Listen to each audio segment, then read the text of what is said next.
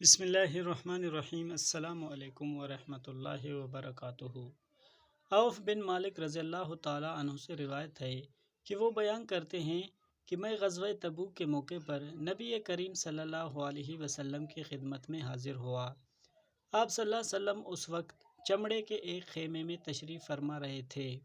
آپ صلی اللہ علیہ وسلم نے فرمایا کہ قیامت کی 6 نشانیاں شمار کر لو: میری موت، پھر بیت المقدس کی فتح، پھر ایک موت کی لہر جو تم میں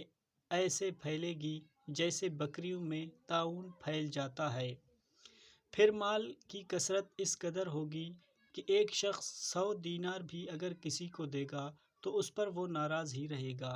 پھر ایک فتنہ ظاہر ہوگا جو عرب کے ہر گھر تک جا پہنچے گا، پھر صلح جو تمہارے اور بنی الاصفر رومی عیسائیوں کے درمیان ہوگی، لیکن وہ غداری کریں گے اور ایک عظیم لشکر کے ساتھ تم پر چڑھائی کر دیں گے جس میں 80 جھنڈے ہوں گے اور ہر جھنڈے کے ماتحت 12,000 فوج ہوگی۔